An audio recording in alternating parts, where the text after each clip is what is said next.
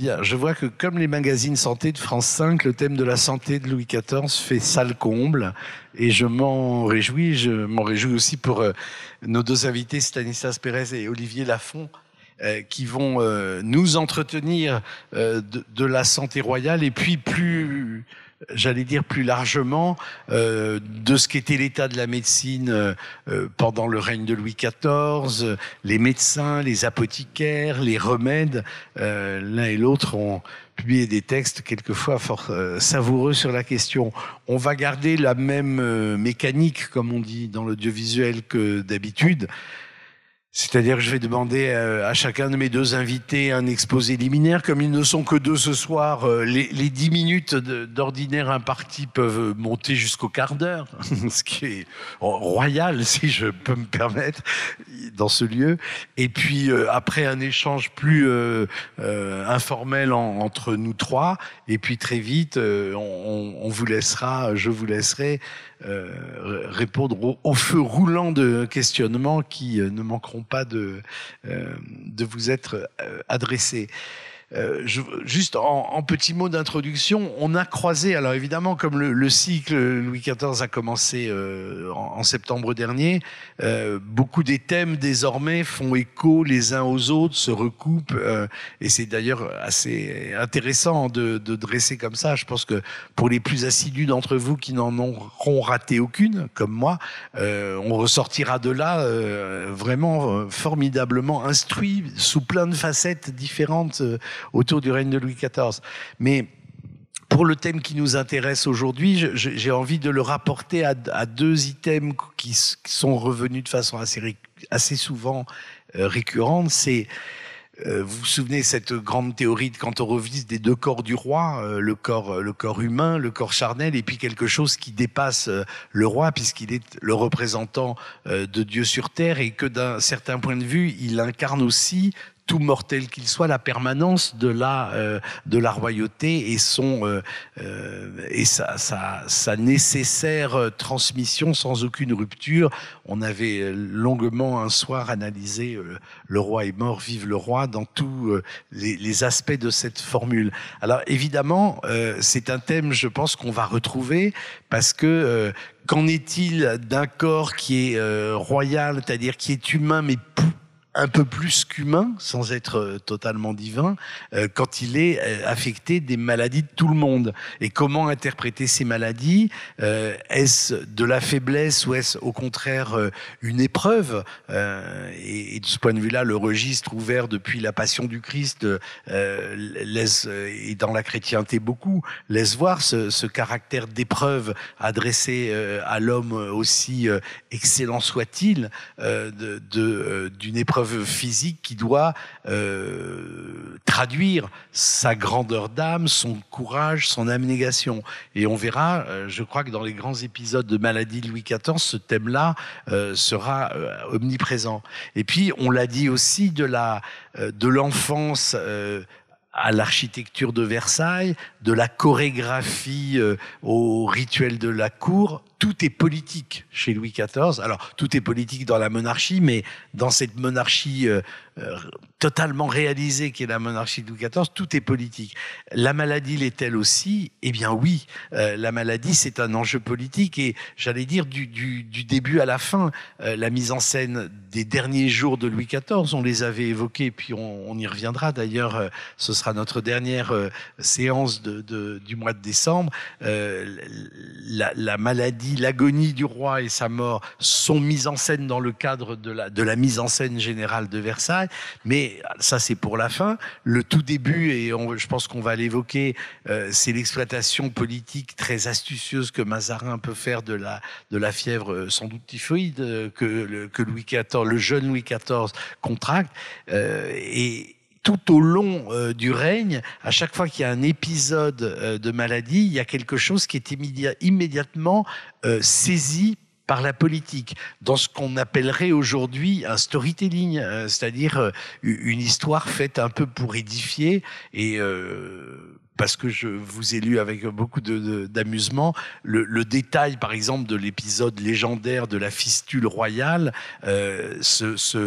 enfin, est presque un roman feuilleton politico-médiatique, on dirait aujourd'hui, si on voulait vraiment jouer des anachronismes. Alors voilà, ça c'est le deuxième thème. Et puis évidemment, le paradoxe d'un Louis XIV assez souvent malade, mais en même temps qui va vivre extrêmement longtemps, extrêmement vieux, donc qui est à la fois, qui a une santé extrêmement robuste, mais en même temps pas tant que ça, va nous permettre de faire des focus sur l'état de la médecine, l'état de la pharmacie, et aussi le rôle que ça avait dans la cour même, au fond. Et puis on a quand même quelques exemples de monarques, fussent-ils républicains, dans notre 5e République, qui ont affronté, qui nous ont fait en tout cas réfléchir sur les rapports du pouvoir et de la maladie et de la vérité.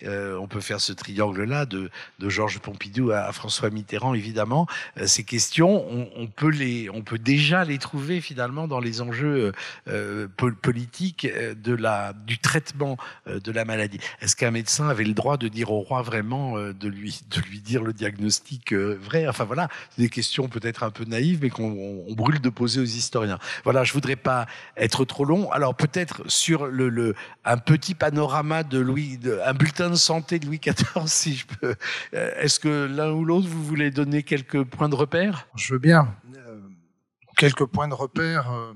Oui, disons que 1658, une année marquante, parce que c'est la première année, c'est à cette occasion que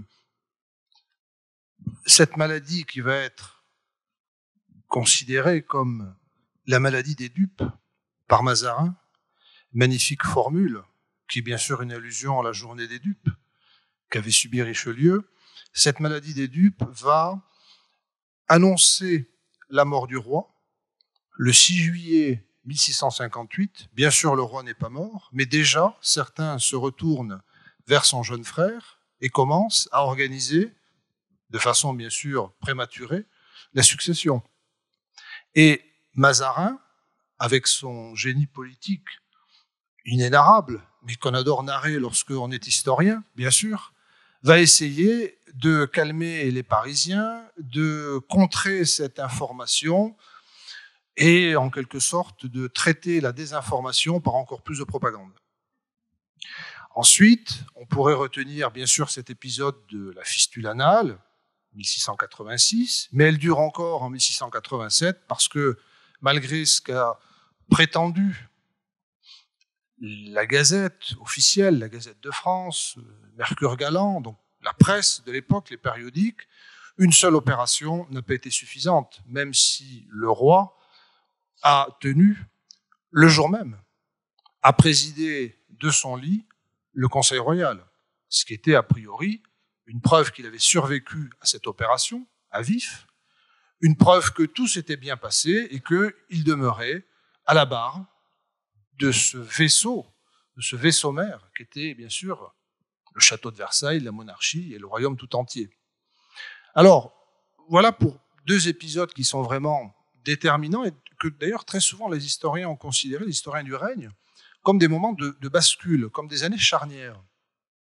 Avec la mise en place, 3 ans après cette fièvre typhoïde, du gouvernement personnel, avec, après l'épisode de la fistule, une sorte de lent et long déclin qui arrivera jusqu'en août et puis septembre, bien sûr, 1715, avec la mort du roi. Mais il ne faut pas oublier que Louis XIV était sujet à des maux chroniques particulièrement handicapants, dont on reparlera peut-être, la goutte, des migraines terribles qui entraînaient des malaises et vraiment une inquiétude de la part du roi qui se confie à ses médecins parce que ça le fait terriblement souffrir et on peut imaginer aussi que son goût immodéré pour les promenades dans ses jardins favoris était dicté en partie par la volonté de changer d'air.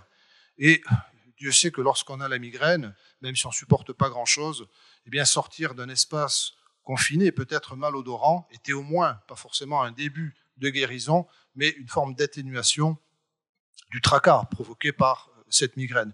Et puis on pourrait parler du ver solitaire et de choses encore plus inconvenantes. On le fera peut-être, parce que quand on fait l'histoire de la médecine ou de la pharmacie, bien sûr, on n'a pas de tabou. Enfin, c'est une manière de parler. Monsieur Lafont. Alors, je voudrais évoquer une conséquence de la fièvre de Louis XIV. C'est que durant cette fièvre, les médecins qui étaient à son chevet se sont réunis et ils ont discuté du traitement à appliquer. Et c'est finalement Vallot qui a décidé. On raconte que c'est le médecin d'Abbeville mais c'est faux. C'est Vallot qui a décidé d'administrer de l'antimoine. Et ça va être la fin de la querelle de l'antimoine qui a duré un siècle. La querelle de l'antimoine a pris naissance au XVIe siècle et il y a eu des échanges terribles autour de l'antimoine. L'antimoine était un remède chimique, donc issu de la pensée de Paracelse, donc très mal reçu par la faculté de médecine de Paris, mieux reçu par la faculté de médecine de Montpellier. Et ça, c'est quelque chose qui est très important, cet antagonisme entre Paris et Montpellier, c'est quelque chose qui est indispensable pour comprendre la médecine au temps de Louis XIV. Et sur quoi elle repose, cette opposition ? Cette opposition repose sur le fait que, à Paris, on est galéniste. On pense que Galien a tout dit et on s'en tient à Galien. À Montpellier, on considère que ce que Paracelse a pu dire n'est peut-être pas à rejeter. Il y a une plus grande ouverture d'esprit à Montpellier qu'à Paris. Et les médecins de Louis XIV, sauf Fagon, sont tous issus de Montpellier. Et ça fait une sorte d'équilibre entre la faculté de médecine de Paris, qui est complètement bloquée dans un galénisme étroit, et les médecins du roi, qui sont beaucoup plus ouverts et qui permettent certaines libertés que n'autorise pas la faculté de médecine. C'est très intéressant cet aspect des choses. Et alors Fagon est plus ouvert que les autres médecins d'origine parisienne, mais il est quand même très galéniste. Quand on parle de l'obsession anale de Fagon, en réalité, c'est pas ça. Fagon, il est dominé par le souci de purger les humeurs. Et purger les humeurs, c'est la saignée. C'est aussi l'administration de purgatifs, mais des purgatifs qui ne sont pas obligatoirement des purgatifs au sens que nous donnons à ce terme « nous » actuellement. Pour nous, c'est quelque chose qui va favoriser l'évacuation des matières fécales. Pas à l'époque. Un vomitif, c'est un purgatif. Un diaphorétique, c'est-à-dire quelque chose qui provoque la sudation, c'est également un purgatif. Donc il y a tout ce qui va évacuer les mauvaises humeurs, les humeurs pécantes, c'est un purgatif. Donc Fagon est quand même très très persuadé de tout ça. Et alors le conflit Montpellier-Paris va également s'exacerber au moment de l'arrivée en France du quinquennat. Le quinquennat, c'est une drogue américaine. C'est une drogue américaine, elle a beaucoup de handicaps. C'est une drogue américaine qui est introduite par les jésuites. Alors, en France, les jésuites, on est gallicans. On n'aime pas trop les jésuites. Et puis, en Angleterre, ce sont des papistes. Donc, aussi bien en France qu'en Angleterre, on va être très, très opposé à cette nouvelle drogue, qui pourtant est une drogue efficace, qui pourtant est un remède qui va soigner réellement les fièvres. C'est le grand progrès thérapeutique du XVIIe siècle. Et il sera refusé par la faculté de médecine de Paris, mais avec une virulence terrible. Il suffit de lire Guy Patin. Et ce refus du modernisme de Paris s'oppose au libéralisme un peu de la faculté de Montpellier. Et ça, c'est très important pour comprendre toute la médecine de l'époque. Le roi était conscient de ces tendances médicales ou pas ? Le roi a soutenu à plusieurs reprises, il a soutenu l'antimoine, il a soutenu le quinquennat. C'est lui qui a soutenu le quinquennat, et il a soutenu la circulation du sang. Si la circulation du sang a pu être enseignée, c'est parce que Louis XIV, conseillé par Fagon bien sûr, mais Louis XIV l'a imposée en la confiant à Dionys, qui n'était pas un médecin, qui était un chirurgien, ce qui rendait les choses plus faciles, et qui a été chargé d'enseigner au Jardin du Roi l'anatomie suivant la circulation du sang. C'était dans le cahier des charges. Donc ça, c'est quand même une influence directe. Donc ça veut dire un Louis XIV, comme il l'a été dans le domaine des arts et tout, ouvert, curieux et assez sensible à ce qu'on pourrait appeler la modernité dans les combats de la discipline. Oui, et bien conseillé par Fagon. Oui. C'est trop élogieux. Un peu. Fagon mérite tous les éloges possibles parce que le chef-d'œuvre de Fagon n'a jamais rien publié. Alors, il y a un texte, Manière de donner le quinquennat aux pauvres, qui est attribué à Fagon, qui est imprimé d'ailleurs à Versailles, chez François Muguet, qui était l'imprimeur de Versailles en 1684, si mes souvenirs sont bons. Bon. Mais le grand chef-d'œuvre de Fagon, je dirais que c'est la longévité de Louis XIV. Je voudrais revenir très rapidement sur l'antimoine. L'antimoine, c'est une substance minérale qui était considérée comme un poison et qui était surtout interdite par le Parlement. Mais qui est un poison? Oui, à forte dose. Et toute la querelle, bien sûr, toute la querelle de l'antimoine. Il faut revenir à l'étymologie grecque du mot de remède, pharmacone, qui dit indifféremment le poison et le remède, puisque tout dépend de... Ce que dit Paracelse, c'est la dose qui fait le poison. Et toute la querelle de l'antimoine, en grande partie, est liée au fait qu'il y a cette contradiction entre des témoignages de guérison remarquables et en même temps d'empoisonnement. Le terme d'antimoine provient tout simplement d'une anecdote. Alors, vrai ou fausse, je n'ai pas creusé, mais... C'est une étymologie qu'on donne, mais ça vient plutôt d'une déformation de Stibine. Voilà, exactement, mais... Disons que pour beaucoup d'apothicaires l'histoire et beaucoup de contemporains de Louis XIV, alors l'antimoine, effectivement, a priori, ça doit être inquiétant, parce que pourquoi est-ce qu'on a une substance médicamenteuse qui est contre les moines? Parce que, raconte la légende, dans un monastère, on s'aperçoit que une partie des porcs qui sont élevés se portent mieux que les autres, et ils avaient l'habitude, en fait, de manger dans une partie du monastère où on a retrouvé cette substance étrange qui au départ n'a pas vraiment de nom et qui en fait purgeait ces porcs. Et on a eu l'idée de donner ceux qui purgeaient les porcs et qui du coup allongeaient leur vie, de donner cette substance aux moines de l'abbaye. Entre fortes doses, ils meurent et on considère que c'est une substance anti-moine.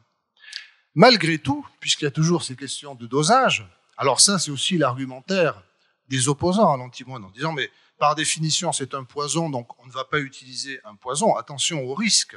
C'est vrai que Vallot prend la décision. Quand on regarde la correspondance de Mazarin, on n'a pas les lettres de Vallot, mais quand on regarde la correspondance de Mazarin au moment de la fièvre typhoïde de juillet 1658, on s'aperçoit que, en fait, personne ne veut prendre la responsabilité de donner au roi un remède qui est officiellement un poison, qui, s'il tuait le roi, entraînerait, par définition, une crise politique majeure, la fin de la carrière du premier médecin, puisque on change de roi, et puis il a tué son principal patient, donc c'est quand même grave. Et en même temps, c'est la fin de la querelle de l'antimoine, parce que un remède qui aurait tué un souverain serait par définition voué aux gémonies pour les siècles des siècles. Précisément, comme l'a dit le professeur Lafont très justement, la guérison de Louis XIV a été la plus grande caution possible et imaginable, alors qu'elle n'est pas scientifique. C'est-à-dire qu'on n'a pas refait le test, mais c'est la plus grande caution scientifique imaginable, puisque si le roi a été sauvé par l'antimoine, dans un état qui était jugé désespéré, puisque les factieux annoncent déjà la mort du souverain, et à la cour, on se prépare à la succession. Et puis le roi délire, il devient incontinent, il perd ses cheveux. La fièvre typhoïde, vraiment, produit des symptômes tout à fait grave. Mais si ce remède a réussi à guérir le souverain, c'est la meilleure assurance de fiabilité possible et imaginable. Dans l'almanach qui est publié en 1659, le calendrier des postes de l'époque. Bon, maintenant, il n'y a plus tellement de calendrier des postes. Enfin bon, il n'y a pas que les postes qui fassent des calendriers. Mais ce document qui est quand même un document très répandu. 1659, on voit Louis XIV dans son lit, recevant les membres de sa famille. Et on a un ange au-dessus du lit à baldaquin, où on voit le roi, un ange qui apporte du ciel le remède miracle. Ce remède miracle, évidemment, c'est l'antimoine. Et le titre lui-même de l'almanach résume tout, la France ressuscitée. Quelle meilleure caution et quel meilleur éloge pour l'antimoine. Professeur Lafont. La quantité d'antimoine administrée à Louis XIV était extrêmement faible. Et on peut penser que son influence a été très faible dans la guérison de Louis XIV. Un petit effet placebo, vous pensez? Oui. Mais il n'empêche que c'est quand même à partir de cette date que c'est redevenu possible. Parce que la faculté de médecine de Paris avait fait interdire totalement l'antimoine et on avait même dégradé un médecin qui avait prescrit de l'antimoine. On lui a interdit d'exercer la médecine parce qu'il avait prescrit de l'antimoine. Donc c'est quand même quelque chose de très important. C'était vraiment interdit. C'était un interdit total. Il y avait déjà un conseil de l'ordre très ouvert à la modernité. Il n'y avait pas de conseil de l'ordre, mais il y avait une faculté de médecine de Paris qui était quand même extrêmement rigoureuse, qui interdisait d'ailleurs aux diplômés de Montpellier d'exercer à Paris.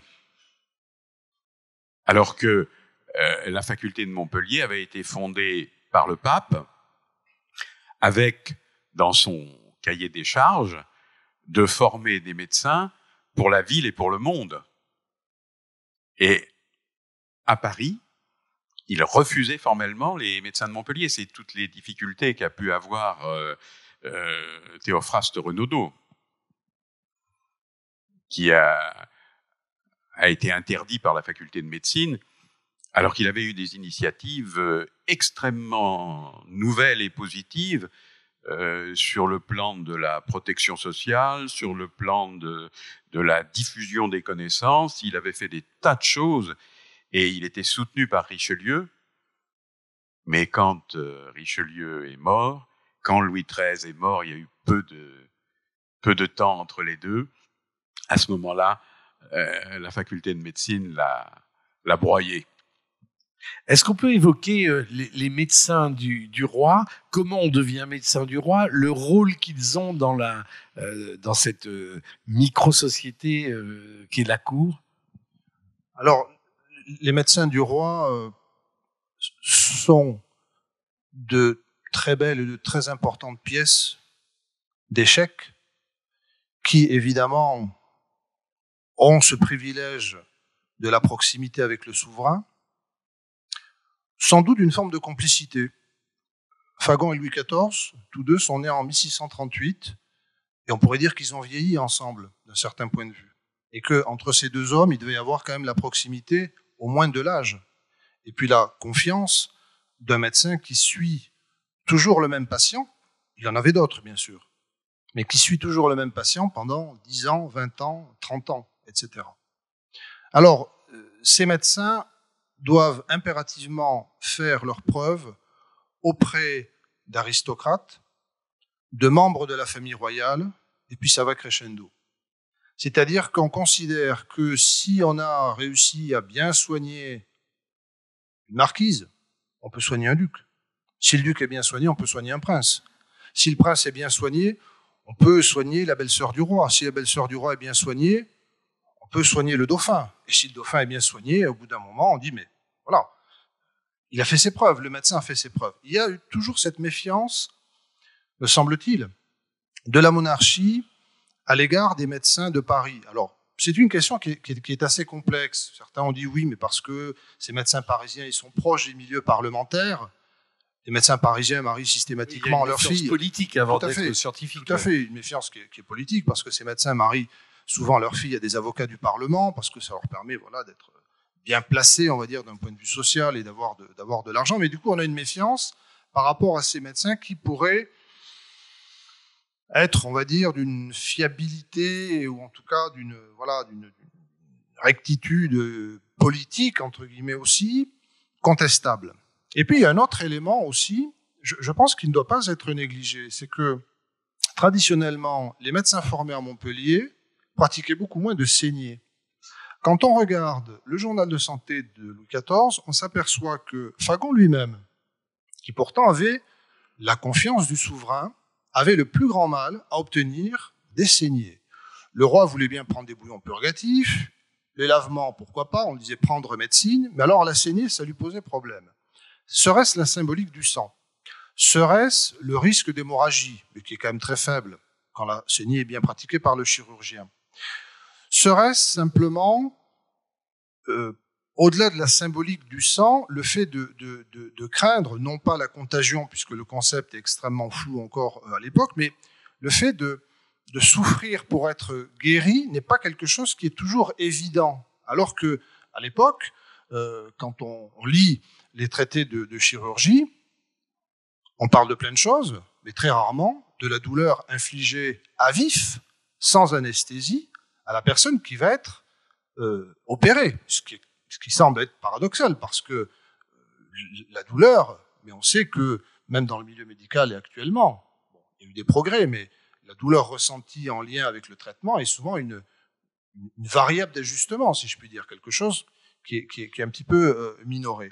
Fagon saignait beaucoup moins à Louis XIV, parfois, saignait beaucoup moins que d'autres médecins parisiens, c'est vrai que c'est un Parisien. Les médecins précédents, Vallot et Daquin, très très rarement. Fagon n'obtient la saignée que lorsque Louis XIV souffre de migraines terribles, et que là, il peut dire, mais sire, si vous voulez continuer à souffrir à votre guise, moi je vous conseille la saignée. Et on le voit, il y a cette négociation entre le médecin et le souverain qui, à un moment donné, est obligé de recourir à la saignée, même s'il y a toujours eu vraiment une très grande méfiance par rapport à ces saignées.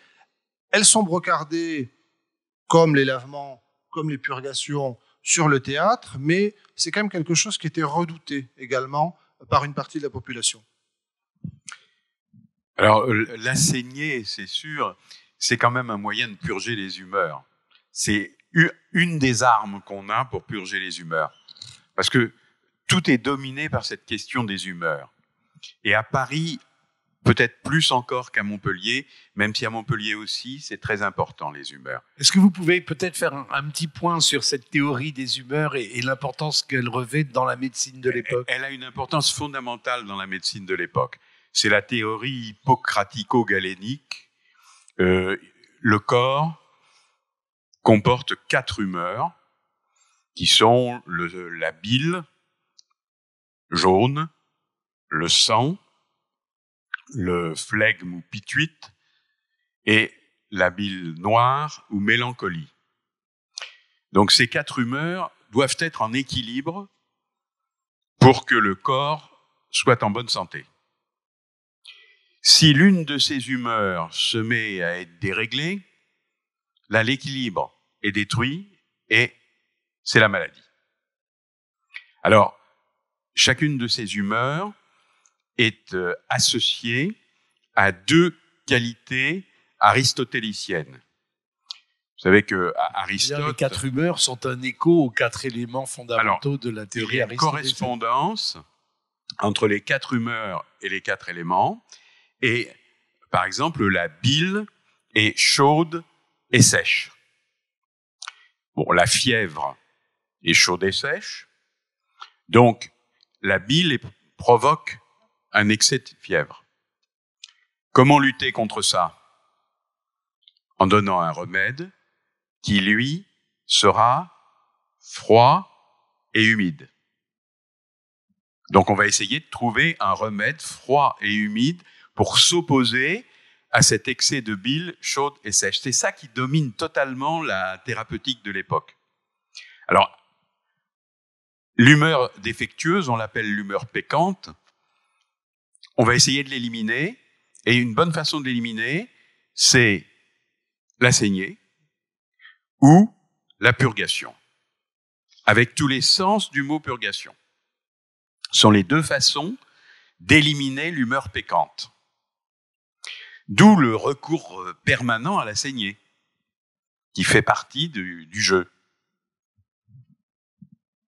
La chirurgie, quelle place elle a alors La chirurgie, elle intervient quand il y a quelque chose à enlever, quelque chose à modifier. Oui, par exemple, si on révoque la fistule dont je parlais tout à l'heure, on peut être étonné finalement, parce que depuis Hippocrate, on sait qu'on peut opérer une fistule et que ça n'ait pas été fait tout de suite. Oui, mais avant d'opérer le roi, on réfléchit.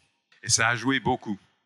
Et puis, il y a un autre élément qui apparaît également dans le journal de santé, c'est qu'avant de passer à l'opération, les médecins du roi ont utilisé quantité de remèdes détersifs, qui ont aggravé les choses. Acides, qui ont sans doute creusé, voire même provoqué directement, d'un certain point de vue, la fistule. On a des descriptions douloureuses pour la personne qui les a vécues et pour la personne qui les lit et qui essaie, non pas d'imaginer les choses, mais enfin, qui essaie de reconstituer et qui quand même prend conscience que finalement, la querelle entre les médecins et les chirurgiens n'aurait-elle pas, de certains points de vue, aggravé la fistule royale, puisque les médecins ont promis au roi de le guérir sans passer par une opération, avec des produits qui ont justement aggravé son état, et au bout d'un moment, ils ont été obligés de s'avouer vaincus et de laisser la place. Mais c'était quasiment un affront d'un certain point de vue, en tout cas une dérobade. Ils ont été obligés de laisser la place aux chirurgiens. En se disant, mais le chirurgien va quand même avoir du mal, parce qu'il y a eu énormément, il y avait énormément de décès consécutifs aux opérations. C'est le grand triomphe de la chirurgie. À partir de ce moment-là, la chirurgie a eu sa place, toute sa place. Dans le siècle de Louis XIV, Voltaire rend hommage non pas à la médecine, mais à la chirurgie, en faisant allusion, plus ou moins directement, à la fistule. Mais on sait que l'opération a été testée sur les pauvres de l'hôpital général de Versailles, qui parfois d'ailleurs ne survivaient pas aux premières tentatives d'opération et dont les corps étaient transportés nuitamment. On disait aux familles, quand famille il y avait bien sûr, que c'était une mort naturelle. Le chirurgien a été obligé de se faire la main, si vous me passez l'expression. Et il a inventé un superbe scalpel. Oui, qui a été exposé d'ailleurs. Et qui est au musée d'histoire de la médecine, oui. Ça veut dire que les enjeux médicaux, finalement, ont besoin... il y a une sorte de dialectique entre les soins apportés aux patients royaux et les bénéfices politiques que telle ou telle tendance médicale dont elle va pouvoir bénéficier dans les Incontestablement. Aujourd'hui, on dirait que la santé du président peut être récupérée politiquement. À l'époque, il n'y a pas vraiment de politique. Oui, il y a des cabales, il y a des factions à la cour, il peut y avoir des frondes, des relations géopolitiques qui sont compliquées entre les royaumes. Mais les corporations ont tout intérêt à montrer qu'elles soignent bien. Alors, les corporations, j'entends par là les médecins, les chirurgiens, les apothicaires, et qu'à chaque fois, une guérison qui va être très, très médiatisée, pour utiliser cet anachronisme qui n'est quasiment pas d'ailleurs un anachronisme, pour l'époque, mais le fait de médiatiser une guérison, ça va servir les intérêts d'une corporation, ou à l'intérieur d'une corporation, d'un clan. Montpellier contre Paris, les barbiers, les chirurgiens, etc., etc. Donc il y a toujours effectivement la possibilité de tirer parti d'une guérison royale et en même temps de tirer parti d'une maladie royale en diabolisant l'adversaire, parce que ça marche dans les deux sens.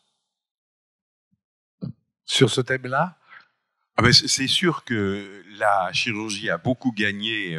Félix a gagné beaucoup d'argent, mais la chirurgie a beaucoup gagné à cette opération de la fistule, au point que c'était devenu tellement à la mode que tout le monde voulait être opéré de la fistule, même s'il n'en avait pas. Et les chirurgiens devaient refuser, parce que vraiment, il y avait des cas où c'était la mode. Il y a d'autres épisodes, puisqu'on a parlé à la fois de la typhoïde et de la fistule, c'était les deux exemples que j'ai pris dans votre introduction, mais il y a d'autres étapes marquantes de ce rapport de Louis XIV à la médecine et aux médecins?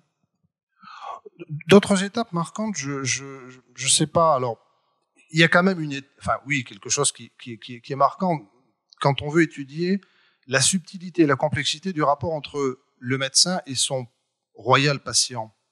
C'est la disgrâce d'Antoine d'Aquin. Pour devenir premier médecin du roi, il faut faire ses preuves. Il faut aussi être capable d'un sacrifice financier. Au moins au début du règne de Louis XIV, on achète sa charge de premier médecin. C'est une charge qui est extrêmement coûteuse. Mais on considère que le fait de vivre à la cour et d'avoir l'immense privilège et en même temps le risque de soigner le souverain vaut bien quelques milliers de pistoles. Il y a une lettre célèbre de Guy Patin sur la nomination d'Antoine Vallot, qui en fait achète sa charge. Et Patin dit, mais Vallot est un très mauvais médecin, la plupart de ses patients meurent, il soigne très très mal. Mais Guy Patin dit ça de tout le monde. Dit ça de tout le monde, oui, c'est une très mauvaise langue, bon, c'est le Saint-Simon de la médecine, mais de point de vue épistolaire. Et la disgrâce d'Antoine d'Aquin a longtemps été un véritable mystère, parce que la disgrâce, c'est la foudre qui tombe. On dit qu'elle tombe jamais deux fois au même endroit. En tout cas, pour le médecin, il suffit qu'elle tombe une fois. Et cet individu qui avait toute la confiance du roi, qui a pu, précisément d'un point de vue institutionnel, mener un certain nombre d'innovations, avec la création quasiment de l'ancêtre de la Société royale de médecine, la Chambre des universités, qui permettait précisément aux grandes dames de Paris, aux médecins de Montpellier, de pouvoir exercer à Paris. Alors ça n'a pas duré longtemps. Il y a eu quantité de procès, et on a cassé la décision, en tout cas, on a cassé l'institution quasiment, j'allais dire, dans l'œuf, parce que il y avait là, à un moment donné, un privilège exorbitant qui avait été donné au premier médecin du roi, c'est-à-dire d'autoriser ceux qui, comme lui, venaient de Montpellier, de pouvoir exercer à Paris. Donc là, il y avait toute une coalition contre le premier médecin. Mais ce n'est pas vraisemblablement la raison de sa disgrâce. On a des mémoires, notamment, qui évoquent Madame de Maintenon et qui laissent penser que peut-être ce médecin aurait fait une allusion aux rapports intimes entre Louis XIV et Madame de Maintenon. Je ne sais pas si c'est exactement au début de sa relation, mais on est quand même en 1693. Et cette remarque, cette indiscrétion, aurait pu provoquer la chute brutale du jour au lendemain. Le médecin lui-même n'a jamais su pourquoi, enfin, il n'a jamais su, on n'a aucun témoignage expliquant que le médecin avait eu conscience, à un moment donné, où connaissait exactement la raison de cette disgrâce. Il est obligé de quitter la cour du jour au lendemain. Et c'est vraiment quelque chose de catastrophique. Ces disgrâces permettent toujours aussi aux souverains de montrer qu'il peut favoriser quelqu'un, mais que du jour au lendemain, il a la main sur tout. C'est-à-dire il est dépendant de personne, même de celui qui le soigne. Exactement, il est dépendant de personne, même de celui qui le soigne, qui finalement, puisqu'il le soigne, connaît bien sûr une grande partie de son intimité, de sa vie entre guillemets privée, même si l'essentiel de la vie d'un souverain est une vie publique. Mais il y a des thèmes qui ne relèvent pas de la médecine. Ce que nous, on appelle la sexualité relevait davantage de la morale chrétienne, donc du confesseur, mais qui lui aussi permet de purger. Mais l'âme, pas le corps. Et le médecin, même s'il peut purger le corps, il n'est pas censé, même si dans le régime de vie galénique, bien sûr, il faut éviter tous les excès, mais il n'est pas censé s'intéresser ou aborder cette question-là. Alors, on peut imaginer que d'Aquin ait dissuadé Louis XIV d'avoir, que sais-je, trop de rapports ou de rapports excessifs avec Madame de Maintenon, étant donné qu'il était sujet aux migraines, à la goutte, etc., etc. Mais ce genre de remarques aurait pu tout à fait justifier sa disgrâce. Une disgrâce qui intervient du jour au lendemain. D'Aquin ne reverra plus jamais Louis XIV, il quitte la cour, et heureusement, il avait réussi entre-temps à placer ses enfants, mais pour lui, c'est terminé. Et c'est toujours un avertissement. Ces disgrâces servent toujours d'avertissement pour les autres courtisans qui sont proches du roi, mais qui se disent, mais au moindre faux pas, tout peut s'arrêter. J'ai rien de particulier à dire là-dessus. Mais en revanche, la manière dont un médecin peut monter comme ça à la cour, puis à un moment descendre, ça veut dire quoi? Ça veut dire qu'il y a une rivalité entre eux dans le corps médical. On joue des coudes pour approcher la cour d'abord, le roi ensuite. Alors on joue des coudes ou pas, parce que par exemple Guy Patin n'a jamais cherché. Du tout. Guy Patin était à Paris, il était très satisfait d'être à Paris, il faisait des commerces de livres un peu illégaux, il soignait un certain nombre de gens et surtout il écrivait beaucoup. Alors il écrivait des lettres absolument extraordinaires. Quand il a commenté les travaux d'Harvey sur la circulation du sang. Il a dit la circulation du sang est inutile à la médecine, nuisible, et il l'a refusé complètement. C'est quelqu'un d'extraordinaire, Guy Patin. C'est un médecin extrêmement cultivé, qui a la plus grande bibliothèque privée après celle de Mazarin, ce qui est quand même pas mal, qui a tout lu, et qui, chaque fois qu'il faut prendre une position vis-à-vis d'une découverte ou de quelque chose comme ça, prend la mauvaise. Chaque fois. Vous en tirez une conclusion sur les gens qui lisent beaucoup ou... J'en tire une conclusion sur le fait que ça ne suffit pas. Il faut en tirer une conclusion sur ceux qui ont beaucoup de pouvoir, parce que il est le doyen tout-puissant de la faculté de médecine de Paris. Il est respecté de par son érudition, mais à un moment donné, c'est quelqu'un qui... Il a une verdeur aussi de parole qui est absolument extraordinaire. Pour moi, c'est vraiment le Saint-Simon de la médecine. Il y a des expressions vraiment tout à fait remarquables. Et il y a une poésie, mais une poésie... L'antimoine a tué plus de gens que le roi de Suède n'a pu en tuer, par exemple. Il qualifiait d'eau de lessive le remède qui avait été donné à Louis XIV en 1658, contenant de l'antimoine. Et lorsqu'il critique la nomination de Vallot, il dit « Mais Vallot est un très mauvais médecin. D'ailleurs, il a essayé de soigner un intendant général des finances qui avait eu une crise d'apoplexie après avoir perdu 1 million au jeu.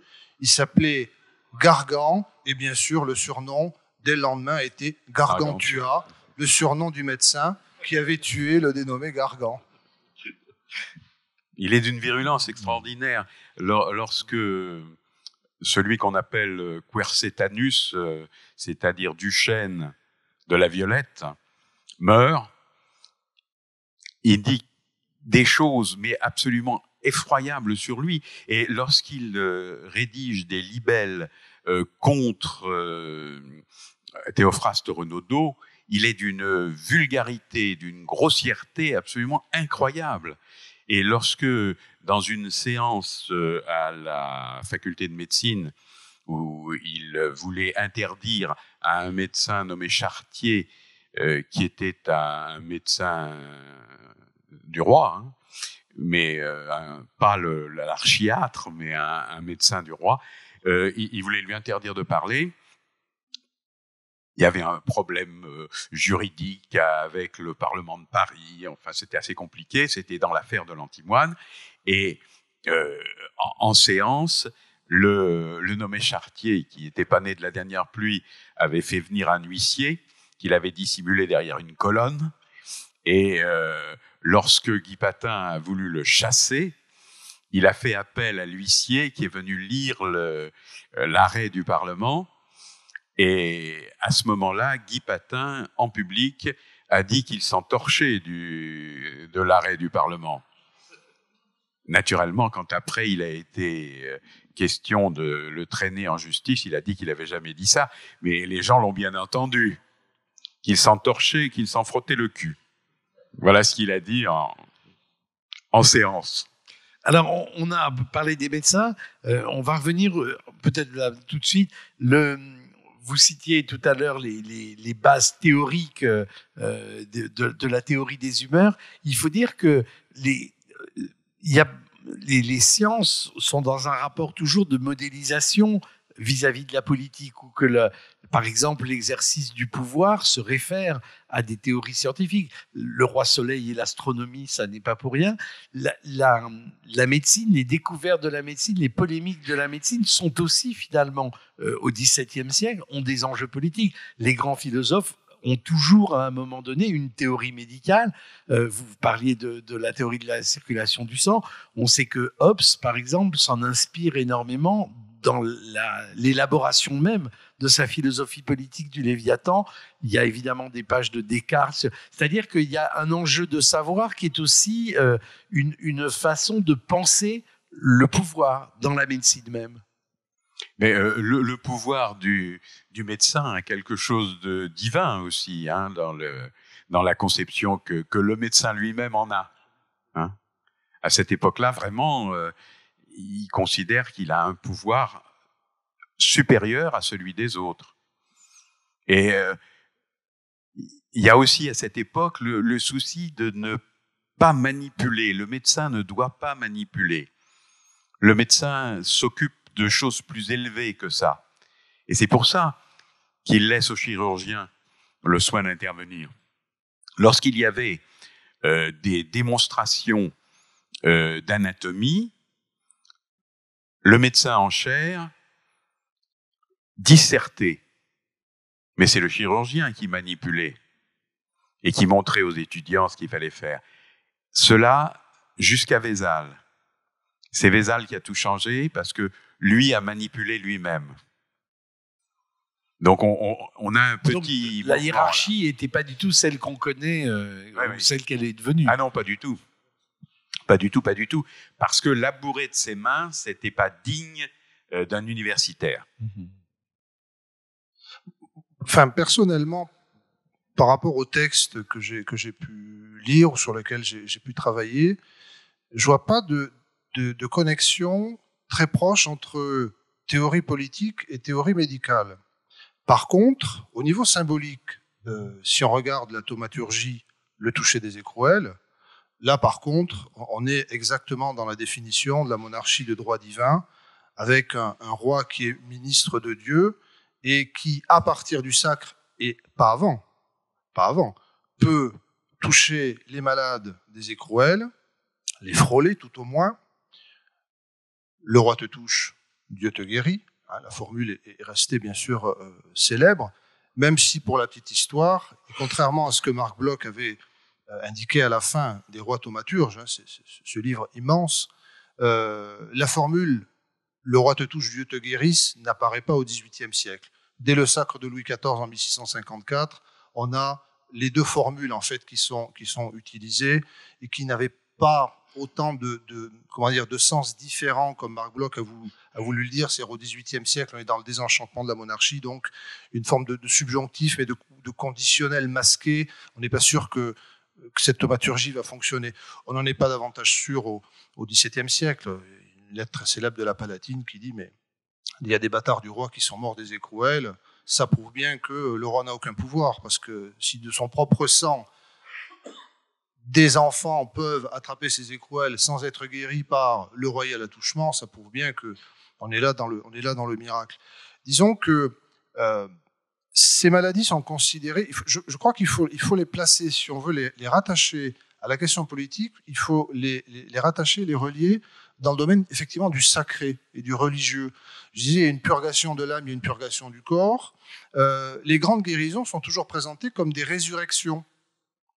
Louis Dieudonné, mais qui est redonné d'un certain point de vue en 1658 et même en 1686, parce que, bien sûr, les protestants utilisaient la fistule pour démontrer que Dieu punissait Louis XIV de la révocation, pour la révocation de l'édit de Nantes. Oui, parce qu'on est très près dans la chronologie. Et du coup, 1 an, 2 ans plus tard, la guérison théorique, puisqu'il y aura 4 opérations en réalité, 4 opérations plutôt.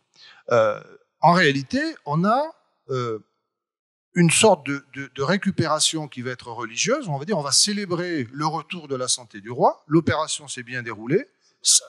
Ça prouve que Dieu cautionne, valide la politique religieuse du roi et que la révocation a été une très bonne chose.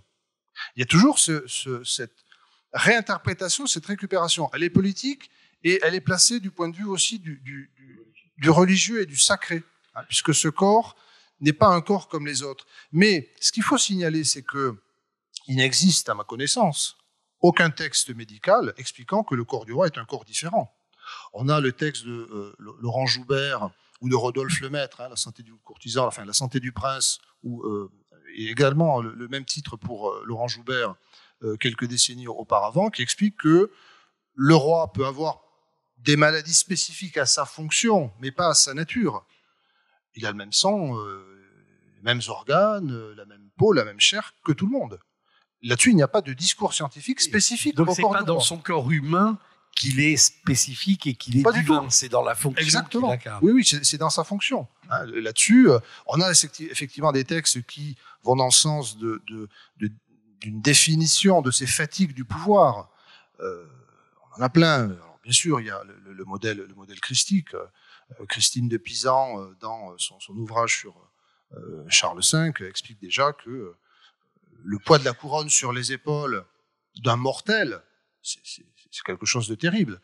Et la théorie des deux corps du roi ne permet pas toujours de répondre à ces questions. Pour les médecins, la théorie des deux corps du roi, ça les aide pas vraiment. Ça les aide pas vraiment parce que eux, ils sont censés suivre, soigner et si possible guérir un homme fait de chair et de sang. Voilà. Alors, l'exploitation politique de la fistule, c'était quelque chose d'extraordinaire.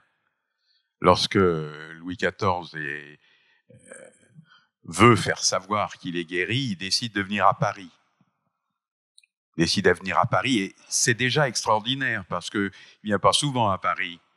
Il se méfie de Paris, il affronte, tout ça. Bon. Donc, il vient à Paris, il va à Notre-Dame et quelque chose d'extraordinaire, il accepte de dîner à l'hôtel de ville. Alors ça, les échevins sont absolument ravis, parce que c'était la première fois. Ils vont depuis Louis XIII. Oui. Louis XIII était venu, mais pas Louis XIV, à cause de la Fronde, à cause de tout ça. Et donc c'est une réception absolument grandiose, extraordinaire.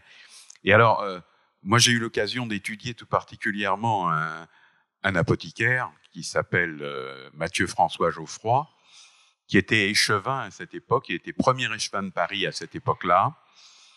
Et donc, dans ses mémoires, enfin, c'est pas ses mémoires, c'est son carnet, il indique qu'il a eu l'honneur de servir Monseigneur le Dauphin à la réception, alors que le prévôt des marchands servait le roi. C'était l'ordre hiérarchique. Le prévôt des marchands servait le roi, le premier échevin servait C'était extrêmement hiérarchisé.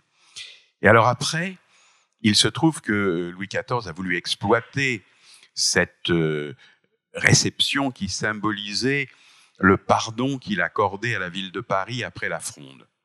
C'était très fort politiquement. Donc pour l'exploiter, eh bien, il y a eu les gravures qui ont été sur des calendriers, il y en a eu plusieurs, et il y a eu les médailles. Et il se trouve que l'apothicaire, que j'ai particulièrement étudié, était chargé, en tant que premier échevin, de la diffusion de ces gravures et de ces médailles. Et c'est quelque chose qui l'a occupé pendant un certain temps. Il allait à Versailles, il est venu, je crois que c'est à 2 reprises à cette occasion à Versailles. Il est allé aussi à Saint-Cloud parce que le duc d'Orléans n'était pas là le jour où il est venu à Versailles pour lui présenter les médailles. Le maître du balancier du roi lui a fourni 102 médailles. Louvois lui a dit où il fallait les distribuer. Enfin, il avait des relations tout à fait personnelles avec Louvois parce que il le connaissait très bien dans la mesure où ils avaient été ensemble au collège de Clermont. Et cette appartenance aux anciens élèves du collège de Clermont, c'était très très important dans la vie sociale de l'époque. Ça créait des réseaux. Petite promotion Voltaire avant le... Tout à fait, ouais. Tout à fait.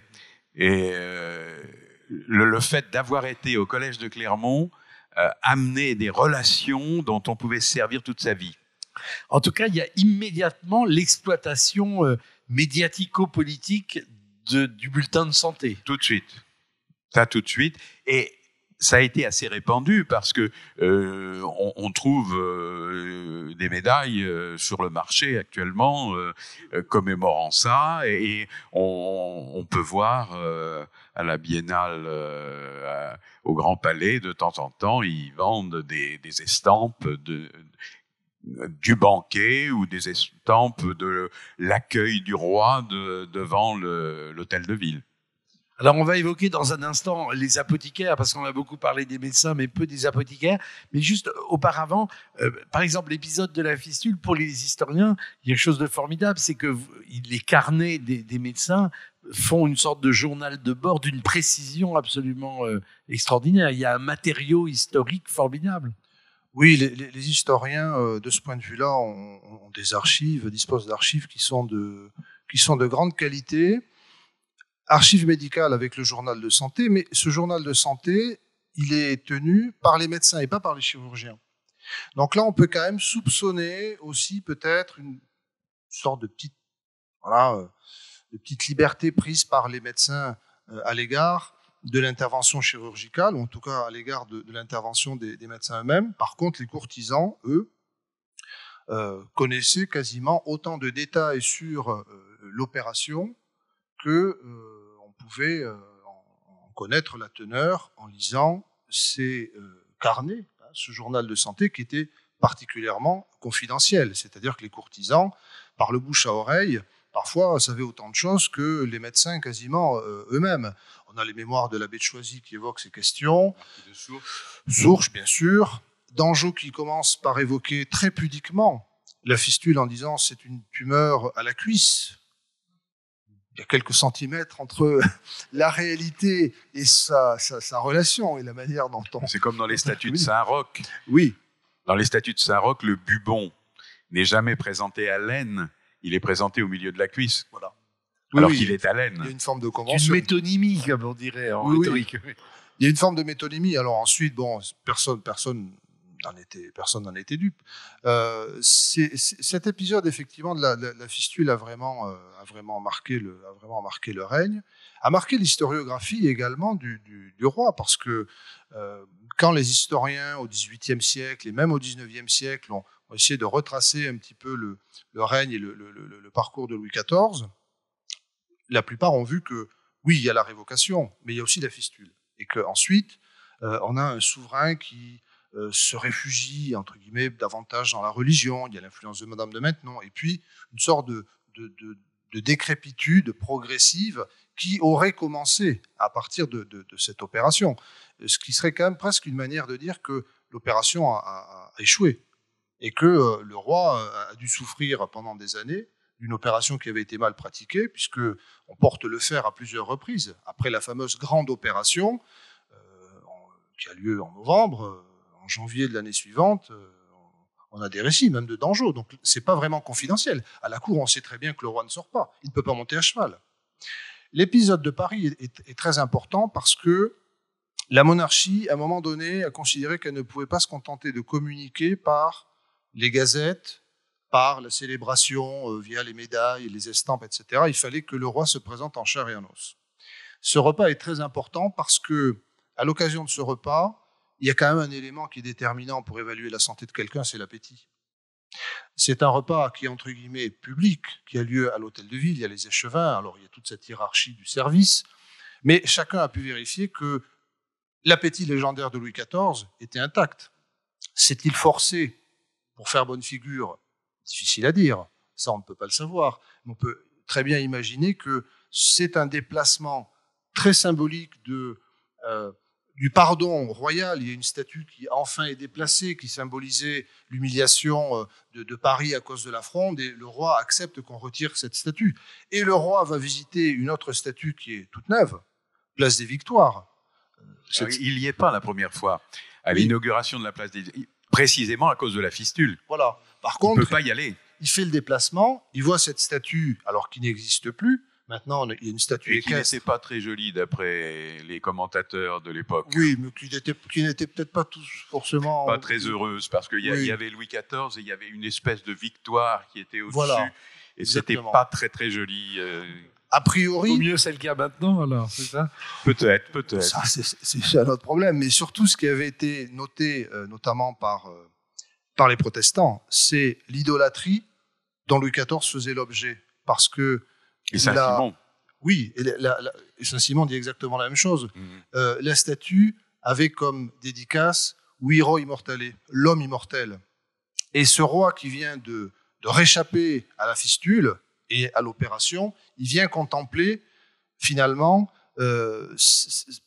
son corps immortel, en fait, et qui en plus est magnifié par 4 feux qui brûlent aux 4 coins de la pièce, de la place. Et il y avait une chanson à l'époque, c'est la Feuillade qui avait payé l'érection de la statue, la création de la place, etc. Et la Feuillade Sandier, tu as mis le roi, tu as mis le soleil entre 4 lanternes. Les apothicaires, alors, est-ce que vous voulez bien nous en parler un peu et leur rapport avec les médecins? Alors, les apothicaires, les apothicaires, c'est une profession qui est apparue à Bagdad vers le Xe siècle. Là, on a eu des sayyadillas qui sont les premières personnes qui sont officiellement, exclusivement en charge de la préparation, de la dispensation des médicaments. Alors après, c'est arrivé en Europe, c'est arrivé d'abord par le royaume de Sicile, royaume de Sicile qui était tenu par Frédéric II, qui était à la fois empereur d'Allemagne, roi de Sicile, et c'est dans ses possessions de l'Italie du Sud qu'il a, à une époque, en 1241, décidé de promulguer les constitutions de Melfi, qui sont un recueil de lois qui veulent renouveler Justinien. Et là-dedans, pour la première fois, on va définir comment doit être organisée la fabrication et la commercialisation des médicaments. Et ça sera le début de tout ce qu'on va avoir comme statut pour les communautés d'apothicaires. Et ça va se répandre en Occident vers, si vous voulez, lorsque les médecins deviennent des universitaires, lorsqu'ils sont revêtus de la robe universitaire, à ce moment-là, ils ne vont plus se préoccuper de préparer des médicaments, ce qu'ils faisaient avant. Ils ne se préoccupent plus de tailler les corps, ils ne se préoccupent plus de fabriquer des médicaments. Pour tailler les corps, c'est les chirurgiens. Pour préparer les médicaments, ce sont les apothicaires. Apothicaire, ça vient du grec apothéké. Apothéké qui veut dire magasin. Pas boutique, comme on a dit, mais magasin, parce que c'est le lieu où le moine, en charge de la santé des autres moines, garde les herbes qui vont lui servir à les soigner. Donc c'est l'apothécarius, c'est comme ça qu'on appelle ce moine en charge de la santé des autres moines. Et alors ça sera sécularisé vers le XIIe siècle, et on va voir apparaître des apothicaires. Le premier texte officiel en France, c'est le texte du préfet de Paris, de Saint-Louis, qui régit la vie des communautés un petit peu à Paris. C'est la première fois qu'on parle d'apothicaire dans un texte en français. Alors après, ça va s'organiser autour d'une communauté. Alors ces communautés, elles sont régies par des statuts qui sont différents suivant toutes les villes de France, mais qui tournent autour de choses qui se ressemblent tout de même. Il y a une période d'apprentissage de l'ordre de 4 ans, ça dépend des villes, une période de service, à peu près aussi de 4 ans, et au bout de cette période d'apprentissage et de cette période de service, on peut présenter l'examen. Alors l'examen comporte une vérification de la connaissance de la langue latine, parce que les textes officiels sont rédigés en latin, les ordonnances sont en latin, donc il faut que l'apothicaire puisse lire le latin. Puis, vous avez grosso modo 3 groupes d'épreuves. Un groupe d'épreuves qui est l'acte de lecture, où le candidat doit lire et commenter un texte, généralement un texte ancien, classique, galien, ou quelque chose comme ça, et des ordonnances de médecins de la ville. Il doit les commenter, répondre aux questions qui seront posées par le jury. Ensuite, il y a une deuxième épreuve qu'on appelle l'acte des herbes, qui est basé sur la reconnaissance de plantes. Alors, soit des plantes vivantes, c'est une première partie de l'acte des herbes, soit une reconnaissance de drogues sèches. Donc, ça, c'est l'acte des herbes. Et la dernière épreuve, c'est le chef-d'œuvre, au cours duquel ils doivent fabriquer un nombre de médicaments. Alors, suivant les époques, ça va évoluer. Au XVIIe siècle, c'est un mélange de médicaments galéniques et chimiques. Il y a un rapport hiérarchique entre médecins et apothicaires. Quelles sont les relations? Les relations sont... Ça dépend un peu des villes, mais de toute façon, le médecin se considère comme le maître de la médecine, de tout ce qui en dérive, et l'apothicaire, lui, il se bat pour exister. Mais aux yeux du médecin, c'est son préparateur, quoi. Aux yeux du médecin, il a une situation subalterne. Et lui fait tout pour arriver à hisser sa situation. Ce qui arrivera en 1777, avec la déclaration royale de 1777, qui créera à Paris un collège de pharmacie, comme 30 ans avant avait été créé un collège de chirurgie.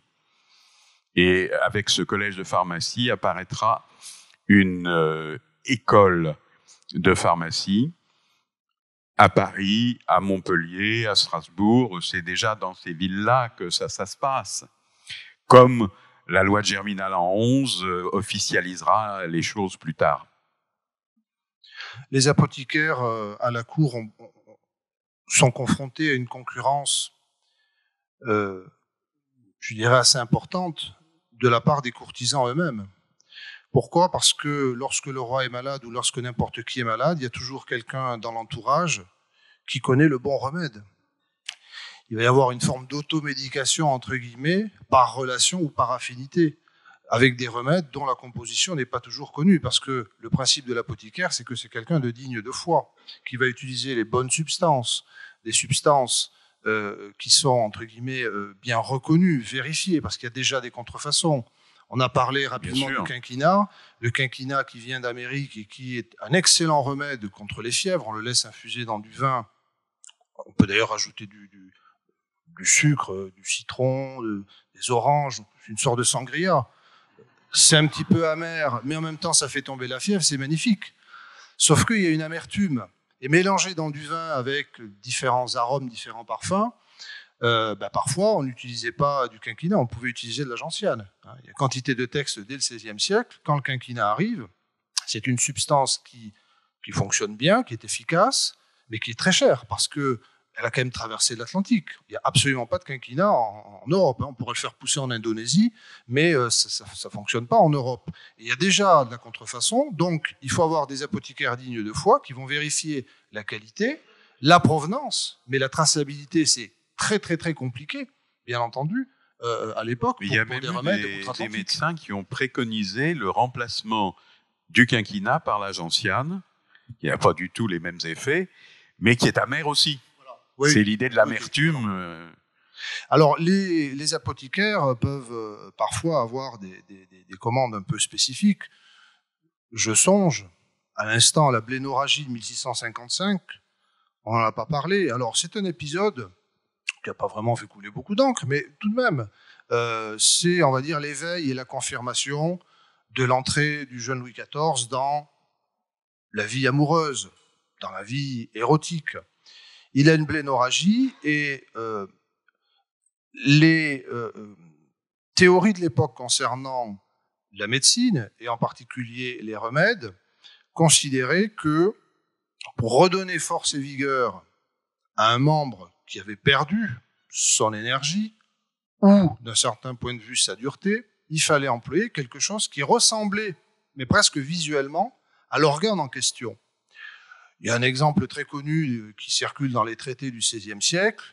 Quel meilleur remède pour le cerveau que les cerneaux de noix ? Quel meilleur remède pour la boîte crânienne que les coques de noix ?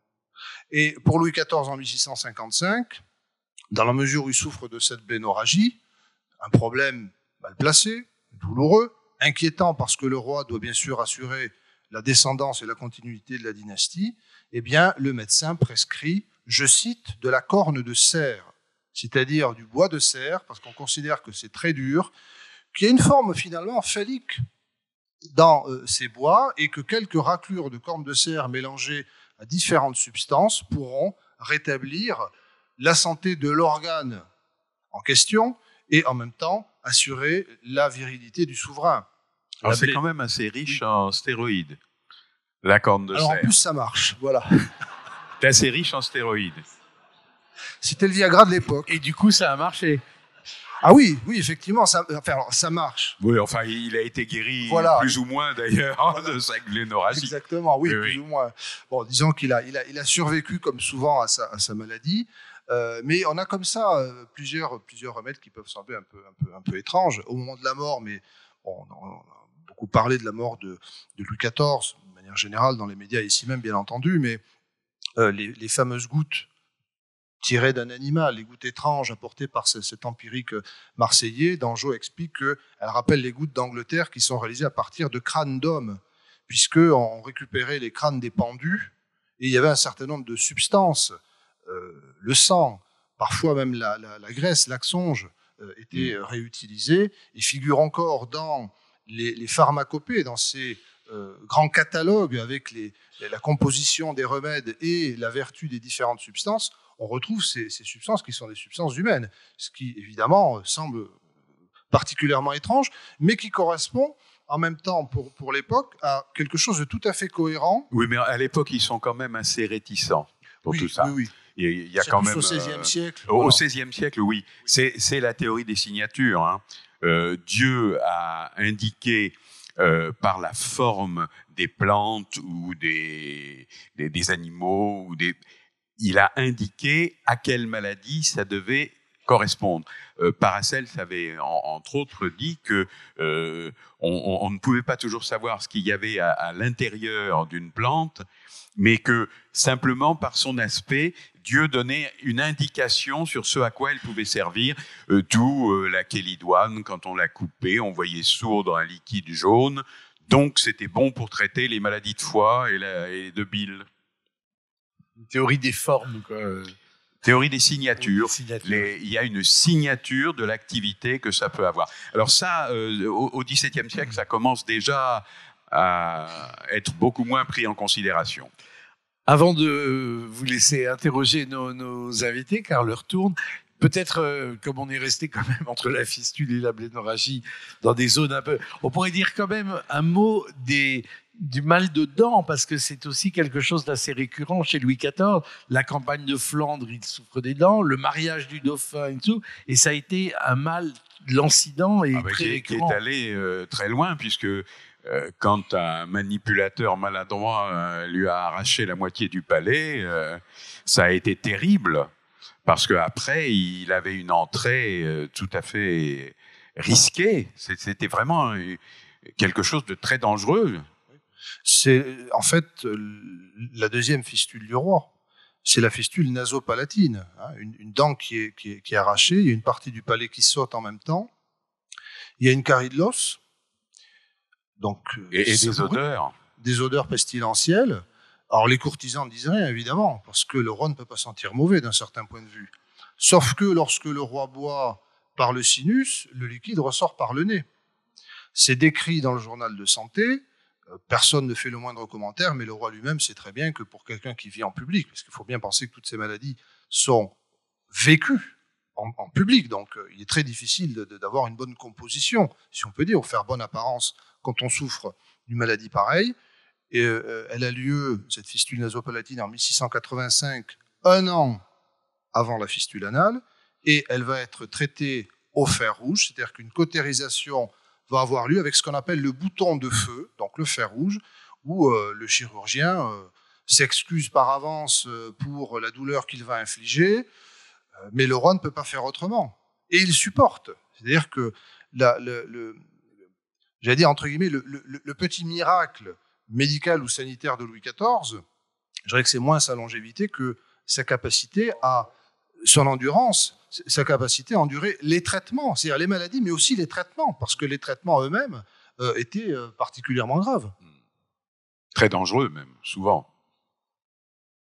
Mais il avait quand même une robustesse importante, parce que pour résister à tout ça, et c'est pourquoi parfois on dit que Louis XV a été sauvé parce que il a été mis à l'abri des médecins. C'est une belle conclusion de nos échanges. En même temps. Merci à toutes et à tous, merci à vous deux, c'était vraiment passionnant.